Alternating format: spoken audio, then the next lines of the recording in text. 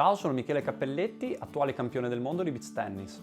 Quest'anno ho avuto il piacere di lavorare su due dei top di gamma della marchio Sendever, la Precision e la Speed.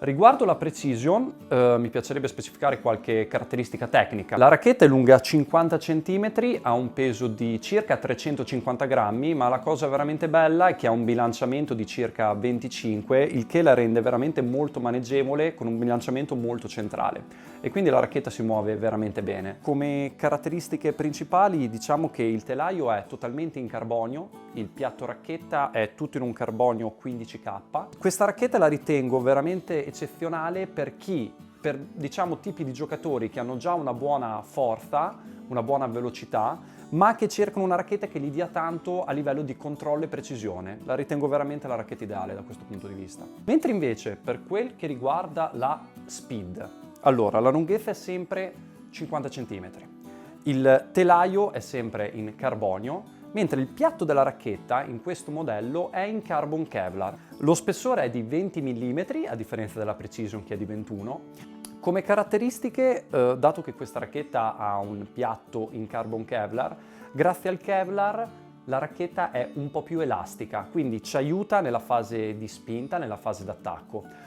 Ritengo questa racchetta ideale sempre per un pubblico esperto, sempre per un pubblico agonista, che cerca una racchetta che l'aiuti molto appunto in fase di spinta. Il peso è leggermente più basso, la racchetta è 345 grammi, mentre il bilanciamento è leggermente più alto, 26. La racchetta la trovo comunque, come la Precision, veramente molto maneggevole. Io personalmente mi trovo più a mio agio con la Speed quando gioco indoor perché, come ho detto prima, il Kevlar rende la racchetta un po' più elastica e in condizioni indoor dove non c'è vento, sole, umidità mi aiuta molto nella fase d'attacco e di spinta.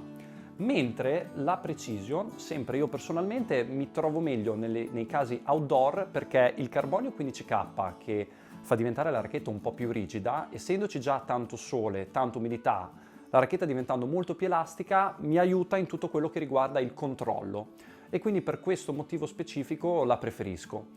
L'ultima cosa che ci tengo a dire, una cosa di cui personalmente sono estremamente soddisfatto per il lavoro che ho fatto insieme a Sendever, è il fatto che l'impatto della palla sulla racchetta è veramente molto uniforme. Cioè ragazzi, dovunque noi impattiamo la palla in questa racchetta, la racchetta reagisce veramente molto bene. Non ci sono punti di impatto dove sentiamo la racchetta non reagire come noi vorremmo.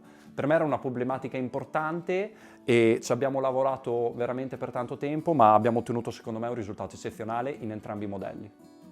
Ragazzi, non vi resta che testarle e scegliere la vostra preferita. Le potete trovare sui siti e nei negozi Decathlon. Mi raccomando, mandatemi i vostri feedback.